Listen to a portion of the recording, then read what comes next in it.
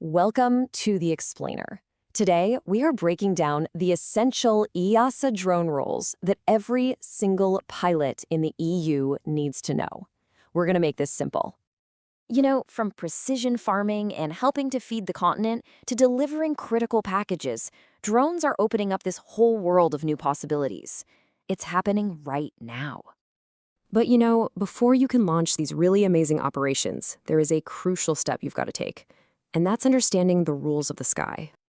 Okay, let's dive into this framework. It's all designed around one core idea, and that idea is risk. The riskier the flight, the more rules you have to follow. It's pretty straightforward when you think about it. So we'll start with the foundation for pretty much all low-risk flights. This is the open category. This is your starting point. Now, what's really interesting here is just how simple it is. If you can follow these two golden rules, you're almost definitely in the open category. First, don't fly any higher than 120 meters from the ground. And second, you have to keep the drone where you can see it, always. And this diagram just illustrates that concept perfectly. There's you, the pilot, at the center. There's your drone, always within sight. And there's that maximum height of 120 meters. That's your space, the space you can directly see and control. So, what happens when you need to fly higher or farther? Or what if you need to fly over a city? What then? Well, that brings us to the specific category. This is designed for when you have to go beyond the basic limits of the open category.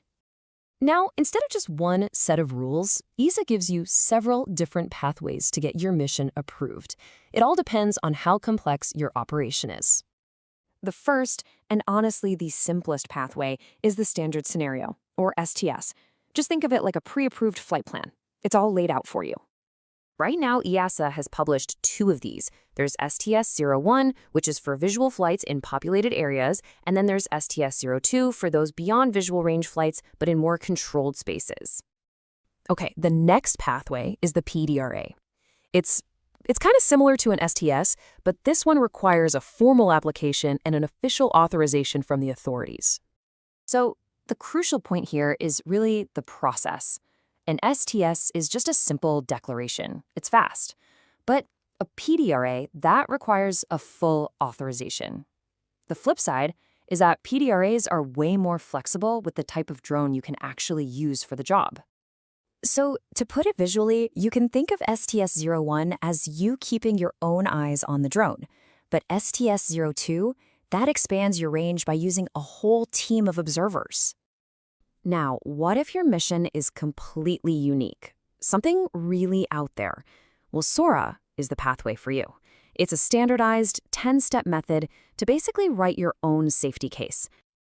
And finally, for the really large-scale operators, we're talking organizations with safety structures like an airline, the LUC acts as a master key. It literally lets them approve their own flights. Okay, so we've covered a lot of ground, but let's bring this all back to the most important element in this whole equation. You, the pilot. See, no matter what category you're in, every single pilot must be a master of these four pillars. You need the right training, you have to put safety first, you must respect people's privacy, and you have to be absolutely sure your equipment is ready to go. So, this EASA framework, it provides a really clear path from the simplest flights to the most complex operations. The only question left is, what amazing things will you go out and achieve with it?